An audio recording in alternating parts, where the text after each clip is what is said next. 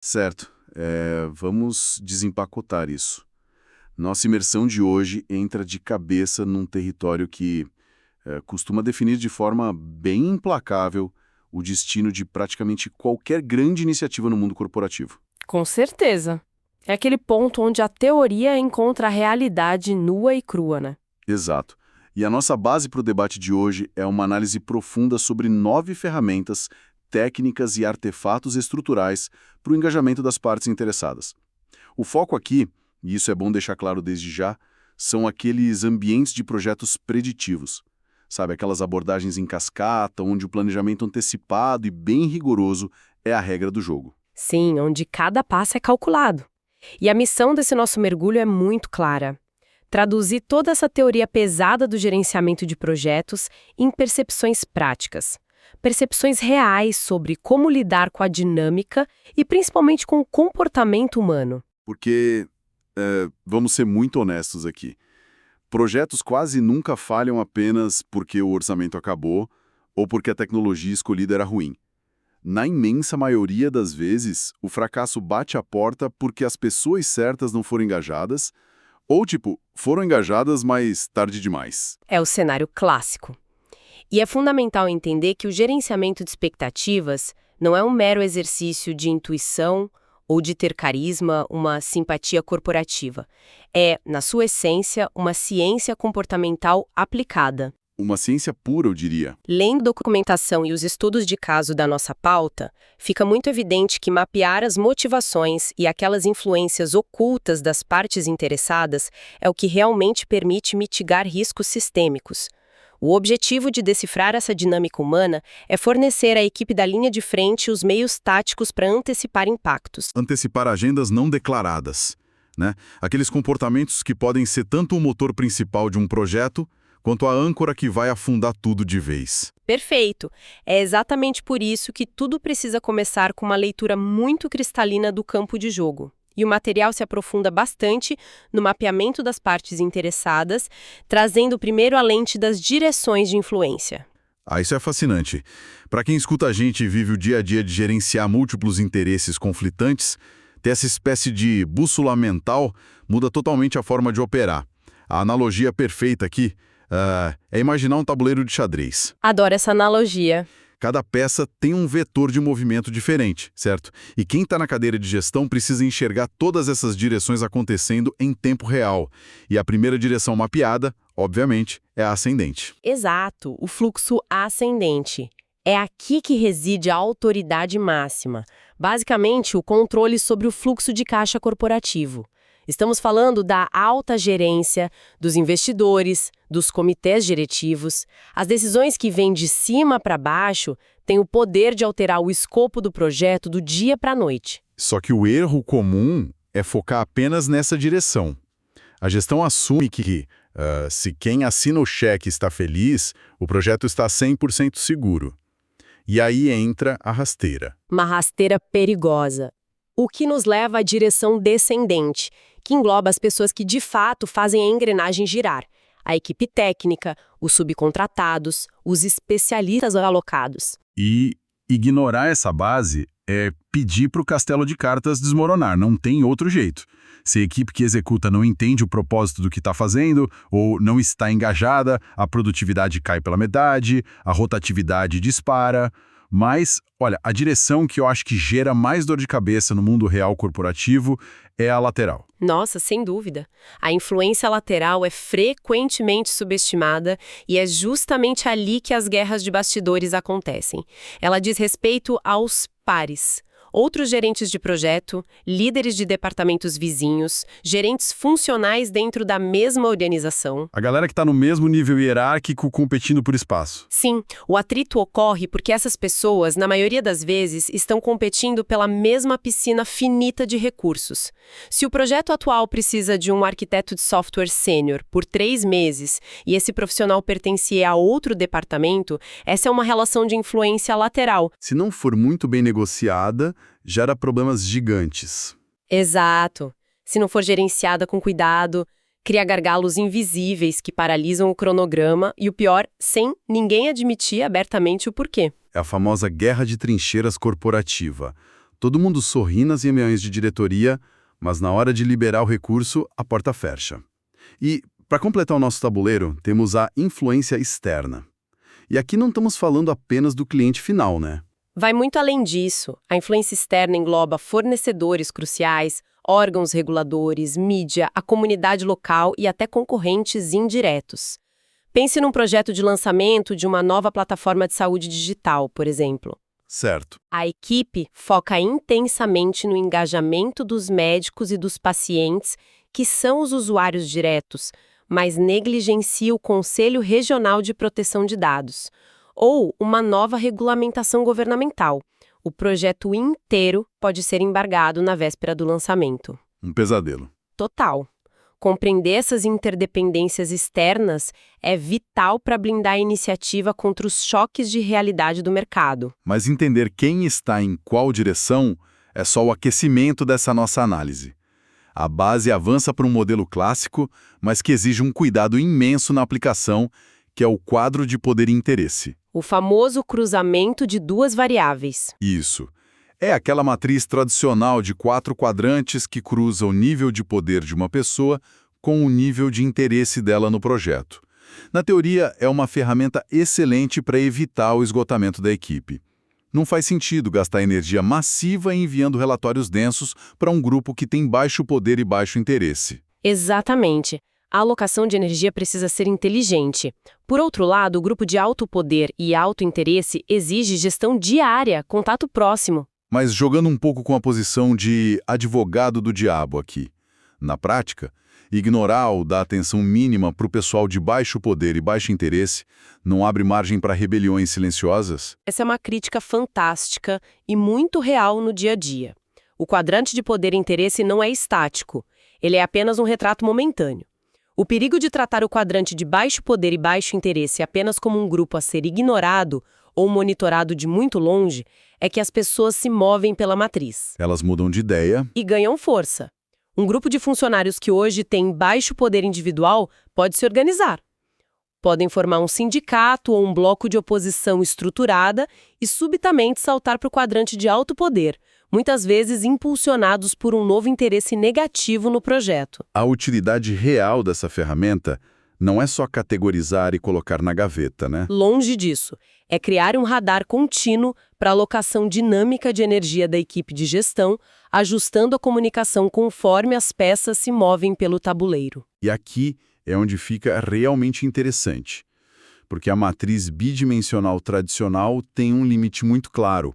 Ela ignora completamente o fator comportamental. Uma coisa é saber que o diretor financeiro tem alto poder e alto interesse no projeto. Certo. Mas e se a atitude dele for de oposição aberta porque o projeto vai canibalizar o orçamento do departamento favorito dele? É para resolver essa miopia que entra o cubo de partes interessadas, adicionando a tão necessária terceira dimensão. Exatamente. O cubo de partes interessadas refina o modelo 2D ao trazer o eixo da atitude. Então mapeamos poder, impacto e atitude, criando essencialmente 8 cenários combinados. Isso muda o jogo porque diferencia radicalmente o tratamento. Como assim? Insira uma parte interessada com muito poder, alto impacto, mas com uma atitude de forte oposição. Esse é o perfil do que frequentemente chamamos de sabotador corporativo, seja de forma consciente ou inconsciente.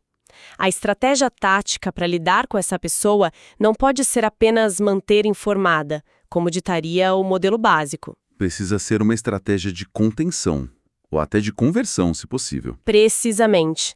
É necessário mapear quem tem influência sobre essa pessoa, construir alianças ao redor dela ou encontrar uma forma de alinhar os benefícios do projeto aos indicadores de performance pessoais dela. O famoso ganha-ganha. Isso. O cubo permite que a equipe concentre esforços focados em blindar o projeto contra essas ameaças de alto nível, ao mesmo tempo em que alavanca os defensores, que são aqueles com alto poder e atitude positiva.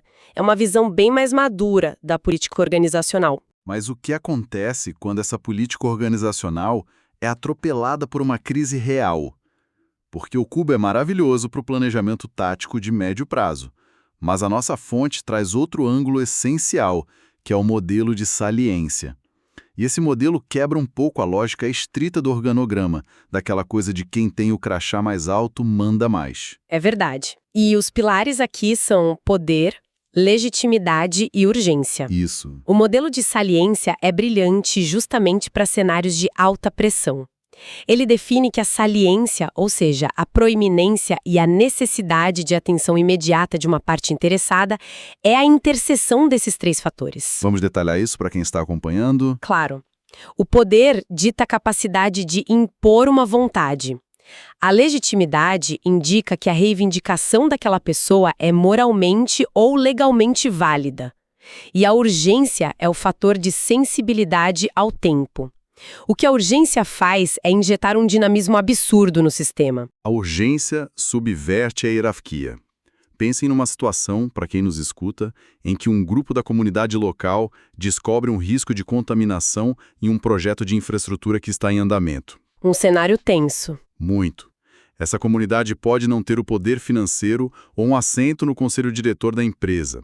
Mas a legitimidade da reivindicação deles, somada à extrema urgência do risco ambiental, torna essa comunidade a parte interessada mais saliente do ecossistema inteiro naquele dia específico. Com certeza.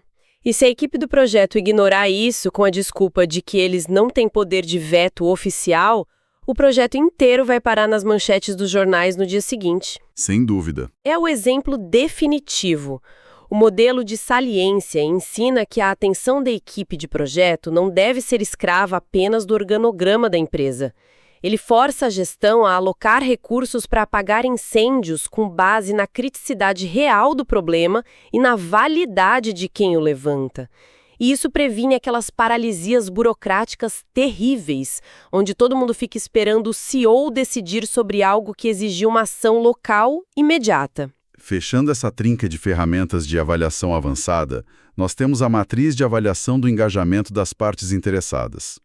É um nome gigantesco, eu sei, mas o conceito é essencialmente um termômetro real de como as pessoas estão comprando a ideia do projeto. É uma matriz muito visual. Sim.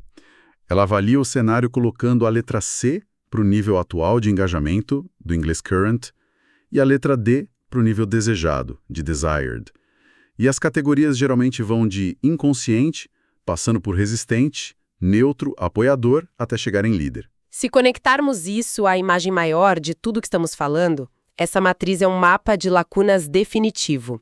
E o grande desafio que ela expõe é o custo comportamental dessa transição. Identificar que o gerente de operações atual está inconsciente, ou seja, no nível C, sobre a nova implantação de um software, mas que ele precisa ser um líder, nível D, na adoção dessa ferramenta, revela uma lacuna imensa. O abismo entre o C e o D. Isso. E o trabalho estratégico real de quem lidera o projeto não é preencher a planilha de forma bonitinha, mas sim desenhar as pontes de comunicação e treinamento para mover essa pessoa do ponto C para o ponto D. E vamos falar a verdade, mover alguém de resistente para neutro já é uma vitória colossal que pode levar meses de negociação. E eu adoro essa matriz porque ela escancara o perigo do executivo inconsciente. Aquele perigo silencioso. Exato. É aquele diretor que não prestou atenção em nenhum e-mail durante 6 meses. Aí, na véspera de colocar o sistema no ar, o Go Live, ele acorda, descobre o que está acontecendo e decide bloquear tudo simplesmente porque não entende o impacto. Colocar o C e o D lado a lado força a equipe a não deixar ninguém para trás. E mais do que isso, permite mensurar a eficácia das táticas de convencimento. Se após 3 meses de reuniões, demonstrações e conversas, o nível C de um grupo não se moveu 1 milímetro em direção ao D, a abordagem está errada. Ela precisa ser pivotada imediatamente. Isso nos obriga a olhar para a próxima peça desse quebra-cabeça. Nós passamos pelas análises visuais, pelas matrizes, pelos modelos de comportamento. Mas como a gente aterrissa isso na burocracia oficial? Como isso vira rotina de verdade? Nossa pauta entra agora na materialização dessa estratégia, através dos artefatos do projeto. E começamos pelos 2 pilares absolutos, o termo de abertura e o registro das partes interessadas. Excelente ponto de transição. O termo de abertura do projeto, o famoso Project Charter, é frequentemente mal compreendido. Muita gente vê como apenas um documento de formalidade, um papel para assinar. Mas, na realidade, ele é um mandato de autoridade. Ele dá as cartas. Ele define o norte do escopo, os entregáveis, as premissas e, o mais importante, ele empodera o gerente do projeto perante a organização.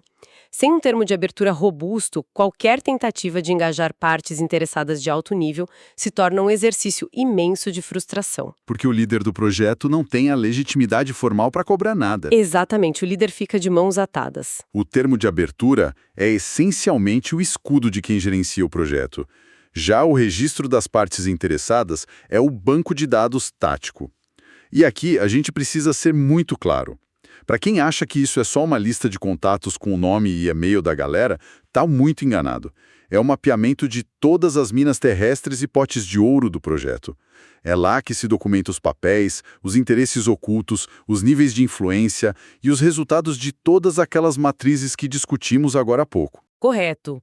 E o rigor em manter esse registro atualizado é o que previne aquele cenário trágico de esquecer de consultar o departamento jurídico ou de conformidade até que seja tarde demais. A inclusão sistemática é garantida por esse documento. É uma rede de segurança. Sim, e é a partir da riqueza de detalhes deste registro que nascem os dois planos mais críticos e frequentemente confundidos no dia a dia corporativo: o plano de engajamento das partes interessadas e o plano de gerenciamento de comunicações. Nossa, essa confusão é um clássico absoluto. Tem muita gente que acha que fazer um cronograma de envio de newsletter já cobre a parte de engajamento do projeto. Como a nossa base teórica destrincha a diferença fundamental entre eles? A distinção é basicamente a diferença entre estratégia e tática operacional. O plano de engajamento das partes interessadas é um documento altamente sensível e estratégico. Ele define a abordagem intencional. Por exemplo, como vamos lidar com a resistência crônica do diretor de vendas? Quais são os gatilhos emocionais ou profissionais que precisamos acionar para transformar a oposição dele em apoio ou, pelo menos, num apoio neutro? É a engenharia por trás do relacionamento. É isso, e devido a essa natureza, é um documento que geralmente possui acesso restrito. Ele contém avaliações políticas sensíveis sobre as pessoas. Faz todo o sentido do mundo.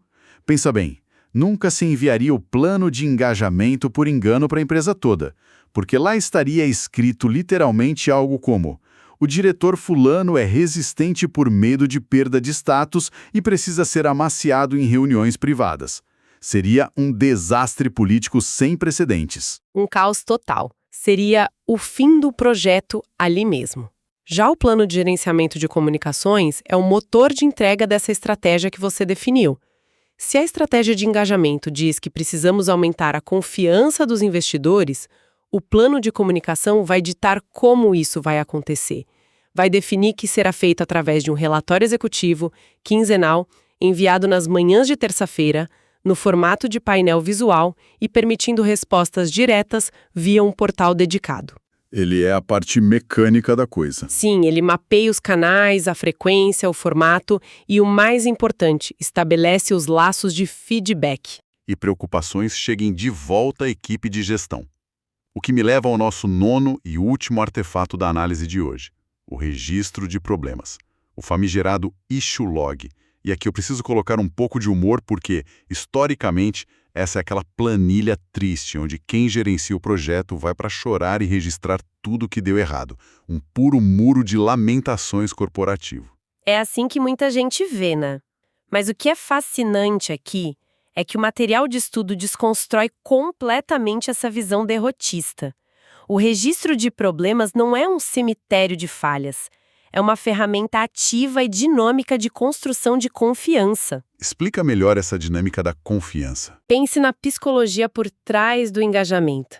Quando uma parte interessada levanta uma bandeira vermelha, uma preocupação genuína e percebe que aquilo foi ouvido de verdade, que foi formalmente catalogado no registro de problemas, ganhou um responsável direto pela resolução e um prazo de resposta, a percepção de valorização dessa pessoa dispara. Ela se sente parte do processo. Porque mostra que a gestão não está simplesmente varrendo os problemas para debaixo do tapete. Resolver de forma proativa o que está no registro de problemas é, na prática, a prova documental de que a equipe é madura o suficiente para enfrentar atritos e resolvê-los estruturalmente. A confiança não é construída em projetos onde nada dá errado, porque, vamos combinar, isso não existe. De jeito nenhum. A confiança é construída na maneira como a equipe reage quando as coisas dão errado. Perfeito. Relacionamentos maduros no ambiente corporativo se formam ali na trincheira da resolução de problemas. Manter esse registro atualizado e transparente para os envolvidos demonstra governança, demonstra respeito pelo tempo e pela preocupação de cada pessoa impactada pela iniciativa. Então, o que tudo isso significa para a gente consolidar? Chegando ao final dessa nossa jornada bem intensa pela estrutura do engajamento, fica claro que saímos do amadorismo da simpatia corporativa para entrar numa verdadeira engenharia de relações. Passamos por mapas que revelam as correntes invisíveis de influência, sejam elas ascendentes, descendentes, externas ou as traiçoeiras correntes laterais. O tabuleiro de xadrez completo. Exato. Cruzamos o poder com o interesse e adicionamos o peso da atitude lá no cubo 3D para conseguir isolar sabotadores e alavancar defensores. Entendemos que a urgência pode dar voz imediata a quem não tem poder formal, através do modelo de saliência, e medimos aquela dolorosa distância entre quem está inconsciente e quem precisamos que lidere a mudança. O C e o D. Isso. E, por fim, materializamos tudo isso em termos de abertura invioláveis, registros detalhados, planos separados para a estratégia e para o canal de comunicação, fechando com a planilha de problemas que, na verdade, descobrimos ser uma máquina de gerar confiança. É um resumo perfeito. É a tradução de dinâmicas comportamentais altamente voláteis em processos sistêmicos e previsíveis. Num cenário corporativo onde a complexidade apenas aumenta e o volume de informações muitas vezes acaba paralisando a tomada de decisão, aplicar metodicamente essas ferramentas significa proteger o investimento, significa garantir que o foco permaneça na entrega de valor. Projetos são executados por pessoas e para pessoas. Dominar essas ferramentas é, em última análise, dominar a arte da viabilidade. É organizar o caos inerente ao ser humano. Isso me deixa com um pensamento final. Uma provocação para expandir o que vimos hoje em direção ao futuro. Olhando para o nível de estrutura meticulosa que essas ferramentas exigem para prever os interesses, as atitudes e as resistências humanas, fica a dúvida sobre o próximo passo da tecnologia de gestão. Onde você quer chegar com isso? Pensa comigo. Se hoje nós dependemos da percepção afiada de líderes para preencher uma matriz de engajamento ou para atualizar um registro de problemas com nuances políticas, será que num futuro muito próximo a inteligência artificial fará isso de forma totalmente autônoma? Imaginem sistemas embarcados em plataformas corporativas que analisam o tempo de resposta e o tom de voz em e-mails, ou a microexpressão facial em videochamadas, cruzando tudo isso com o consumo de recursos funcionais, e com isso prevendo a oposição de uma parte interessada crucial semanas antes mesmo dela perceber conscientemente que está insatisfeita com o rumo das coisas. Nossa, é um horizonte fascinante e inevitável. Isso vai desafiar todas as fronteiras entre a intuição gerencial humana e o monitoramento preditivo de comportamento. As ferramentas que nós discutimos hoje nos deram a cartografia das emoções no ambiente de trabalho. A inteligência artificial do futuro talvez nos dê a previsão climática completa dessas emoções. É de explodir a cabeça. Fica essa reflexão bem instigante para quem está na linha de frente e vive o peso dessas dinâmicas no dia a dia. Agradecemos muito a companhia na Assistência e Exploração.